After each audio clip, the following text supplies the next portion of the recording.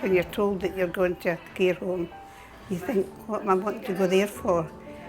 I mean, it's a wrench, breaking up your house and losing all the things that were yours for years. But the point comes, you have to do it. You can't hold on to it any longer.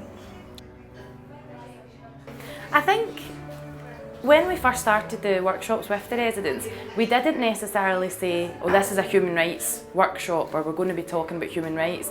We started by just asking the residents, you know, what's important to you? I think the main things that came out were choice, having a say in even things like maybe what you're eating for breakfast, or having a say in what you were doing that day, or the people you wanted to go and sit and socialise with, or having the choice to remain in your room and read a book if that's what you wanted to do.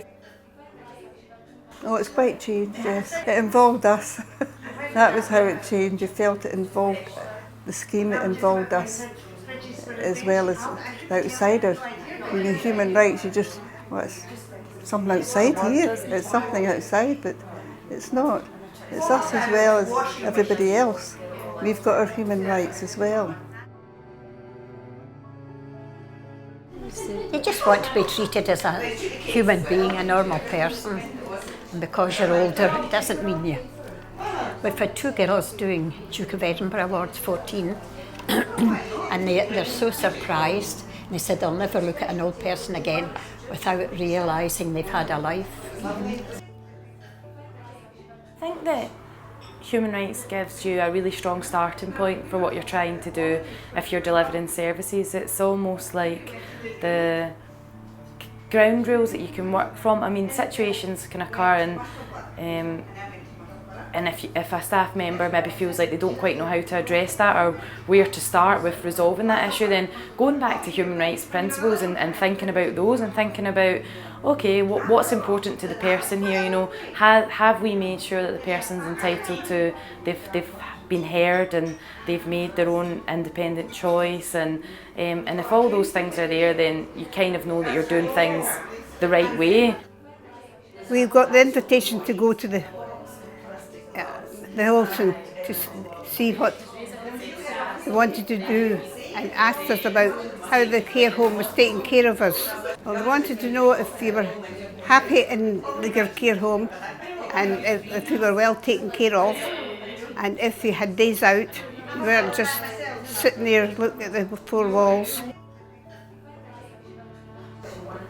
Well, as I said, I'm in the care home, and the things you value most is doing what you want to do without having to ask too many questions. The staff there are excellent.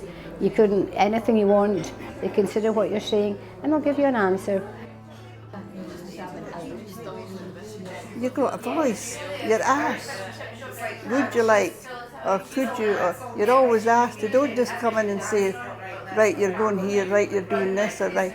It's always, you're asked a question, would you like to do this, or can you do this? You know, it makes an awful difference. So human rights gives you the basis to do things in a way that respects everyone and promotes their individuality, their choice and their happiness, really. Well, the right to be yourself, to be free to do what you want to do, and also staff to be kind towards you, you know, not to just order you around as if you had no mind of your own.